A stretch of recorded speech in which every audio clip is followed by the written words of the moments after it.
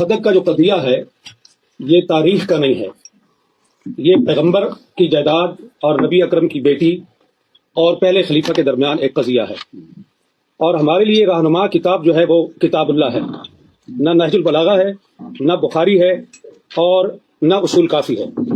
بنیاد جو ہے وہ قرآن ہے۔ تو ہم نے یہ دیکھنا ہے کہ اس مسئلے پر قرآن ہماری رہنمائی کیا کرتا ہے۔ یہاں شیعہ اور سنی کے درمیان یہ معاملہ چلتا ہے کہ سنی یہ کہتے ہیں کہ رسول اللہ کی تو یہ پراپرٹی تھی ہی نہیں، یہ تو مال فے تھا، تو جب رسول اللہ کی ملکیت ثابت نہیں تو وراثت کہاں سے آ گئی؟ اور بقول شیعہ کہ اگر انہوں نے ہبہ کیا ہے اپنی بیٹی کو تو اس مال کے مالک نہیں تھے تو ہبہ کیسے کر لیا ہے؟ تو قرآن جو شیخ رجانی نے اور شیخ عبدالحمید قصوری نے جو آیت پیش کیا سورہ الحشر کی، اسی کے اندر رسول اللہ کی ملکیت ثابت ہے۔ ما افاء اللہ علی رسولی منہم فما اوجفتم علیہ من خیل ولا رکاب ولکن اللہ یسلط رسلہ علی من یشاء۔ میرا پوائنٹ یہ ہے، یسلط رسلہ، تسلط کیا ہے؟ علماء بیٹھے ہیں وہ کریں گے، علماء بیٹھے ہیں وہ جانتے ہیں کہ تسلط کیا چیز ہوتی ہے۔ تو یہ تسلط کا جو لفظ ہے یہ پیغمبر کی ملکیت کو ظاہر کر رہا ہے۔ ایک یہ پہلا پوائنٹ ہے۔ دوسرا یہ ہے کہ کیا نبی کی وراثت ہوتی ہے یا نہیں؟ یوصیکم اللہ فی اولادکم للذکر مثل حظ الانثیین، سورہ نساء کے اندر اللہ رب العالمین نے یہ بتا دیا ہے کہ تمام امت کی، تمام مسلمانوں کی وراثت ہے، اور اس کے اندر وَلِكُلٍّ جَعَلْنَا مَوَالِيَ مِمَّا تَرَكَ الْوَالِدَانِ وَالْأَقْرَبُونَ، وَلِكُلٍّ، یہاں وَلِكُلٍّ کا جو لفظ ہے یہ میرا پوائنٹ ہے کہ ہر ایک کے لیے ہم نے وراثت مقرر کی ہے، وراثت کا قانون ہم نے طے کر دیا ہے۔ اب یہ چاہیے کہ رسول اللہ کی اگر وراثت نہیں ہے وہ اس وَلِكُلٍّ جَعَلْنَا کے اندر شامل نہیں ہے، کہ ایسی ہونی چاہیے کہ جس کے اندر رسول اللہ کو مستثنیٰ کیا گیا ہو کہ ساری امت کی وراثت تو چلے گی قرآن کے اس قانون کے مطابق، لیکن پیغمبر کی وراثت نہیں ہوگی، اس کی نہیں چلے گی۔ تو لہٰذا قرآن کریم کے خلاف ہے یہ چیز کہ رسول اللہ کی وراثت نہیں تھی، اور قرآن نے ان کو یہاں سے خارج نہیں کیا۔ اب حضرت ابو بکر رضی اللہ عنہ نے حضرت فاطمہ کے کلیم کو رد کرنے کے لیے جو روایت پیش کی، بخاری میں بھی ہے، مسلم میں بھی ہے، دوسری تمام شیعہ کتابوں میں بھی ہے اور سنی کتابوں میں بھی، اس کے اندر 3 پوائنٹ ہیں۔ ابھی دونوں علماء نے، دونوں اسکالرز نے وہ حدیث پیش کی ہے، میں اس کی تفصیل میں نہیں جاؤں گا، وقت کم ہے۔ اس کے 3 اجزاء ہیں۔ پہلا جز یہ ہے کہ انبیاء کسی کے وارث نہیں ہوتے، یعنی وہ اپنے والدین کی وراثت نہیں لیتے۔ دوسرا پوائنٹ یہ ہے کہ انبیاء کی وراثت نہیں ہوتی، ان کا کوئی رشتہ دار اور ان کے کوئی قریبی جو ہیں عزیز وہ ان کی وراثت نہیں لے سکتے۔ اور تیسرا پوائنٹ یہ ہے کہ جو کچھ انبیاء چھوڑتے ہیں وہ صدقہ ہے۔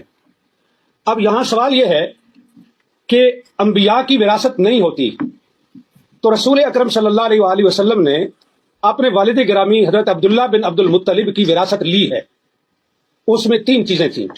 ایک وہ ان کا مقام تھا جس کے جو ان کا آبائی مقام تھا، دوسرا ام ایمن جو لونڈی تھی، اور تیسری چیز جو ہے وہ تلواریں اور اونٹنی تھی۔ بعض کہتے ہیں ایک سے زیادہ اونٹ تھے، بعض کہتے ہیں ایک تھے، چلو ایک ہی صحیح، ہم ایک ہی پر اتفاق کرتے ہیں۔ تو یہ وراثت تھی رسول اللہ کے والد کی، رسول اللہ نے یہ وراثت اپنے والد سے لے لی۔ تو یہ کیسے وہ کہہ سکتے ہیں کہ انبیاء وراثت نہیں لیتے؟ آپ بچپن میں وراثت لے چکے اور نبوت ملنے کے بعد آپ نے کہا ہم کسی کے وارث نہیں ہوتے۔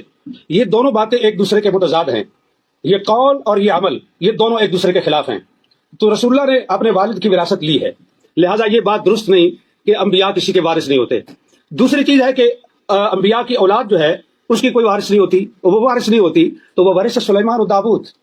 اور حضرت زکریا علیہ السلام نے جو کہا کہ انی خفت الموالی من ورائی، یہ علماء کے لیے یہ لفظ جو ہے یہ قابل غور ہے اہل علم کے لیے، کہ حضرت زکریا یہ کہہ رہے ہیں کہ انی خفت الموالی، میں موالی سے ڈرتا ہوں، مجھے ڈر ہے، اس لیے میں تجھ سے مانگ رہا ہوں کہ مجھے ایک وارث چاہیے۔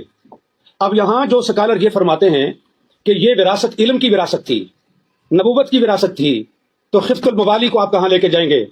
کیا حضرت زکریا کو اپنے موالی سے یہ ڈر تھا کہ وہ میرا علم چھین لیں گے، میری نبوت چھین لیں گے؟ انہیں ڈر اس چیز کا تھا کہ جو میری پراپرٹی ہے اور جو میری جائیداد ہے، میرے بعد میرے موالی اس پہ قابض ہو جائیں گے، اور اس لیے انہوں نے اس پہ قابض ہو جائیں گے، اور اس لیے انہوں نے یرثنی و یرث من آل یعقوب یہ انہوں نے مانگا۔ اور اسی چیز کو حضرت فاطمہ نے حضرت ابو بکر کے سامنے یہ پیش، وہ صحیح معنوں میں موالی تھے، ہماری پنجابی زبان میں موالی کہتے ہیں، موالی لو۔ مفتی صاحب خلاصہ کر سکے؟ جی بالکل خلاصہ کر۔ تو گزارش یہ ہے کہ یہ ہے قرآن، ہاں اور یہ کہہ رہے ہیں ڈاکٹر علی کے وقت نہیں ہے تو میں اس کو مختصر کرتا ہوں صرف تاریخی لحاظ سے ایک چیز پیش کر کے کہ حضرت ابو بکر اور حضرت عمر کے دور میں گورنمنٹ کے قبضے میں رہا فدق. حضرت عثمان نے سارا مروان کو بخش دیا. اگر مسلمانوں کی پراپرٹی تھی تو تیسرے خلیفہ کو یہ حق کس طرح تھا کہ وہ مروان بن الحکم کو سارا دے دے. پھر حضرت عثمان کے بعد امیر شام معاویہ بن ابی سفیان کا دور آیا.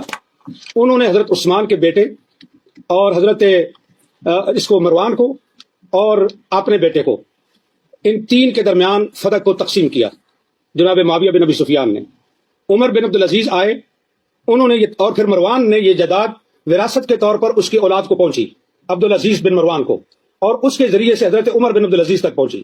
عمر بن عبدالعزیز نے سارا فدق جو ہے وہ اولاد فاطمہ کو واپس کیا یہ کہہ کر کے کہ یہ ان کا حق ہے, ان کے ساتھ زیادتی ہوئی ہے. اب سوال یہ ہے کہ فیصلہ حضرت ابو بکر کا درست تھا, فیصلہ حضرت عثمان کا درست تھا, فیصلہ عمر بن عبدالعزیز کا درست تھا, اور اس کے بعد کی تاریخ انہوں نے بتا دی یہ مامون الرشید تک پہنچتا ہے, اور مامون کے بعد پھر حکومت کے قبضے میں آیا اور پھر آج تک بنو فاطمہ کو وہ واپس نہیں مل سکا. تو یہاں میرا پوائنٹ یہ ہے کہ یہ جو حدیث پیش کی جاتی ہے یہ قرآن کے خلاف ہے. اہل سنت کے محدثین کے اصول کے مطابق قرآن پر پیش کرو, درایت پر پیش کرو. اگر اس لحاظ سے روایت ٹھیک ہے تو قبول کی جائے گی, ورنہ اس کو رد کیا جائے گا. بخاری کے اندر روایت آنے کا یہ مطلب نہیں ہے کہ ہم اس کو آنکھیں بند کر کے قبول کر لیں. یہ روایت قرآن کے شریعت کے خلاف ہے.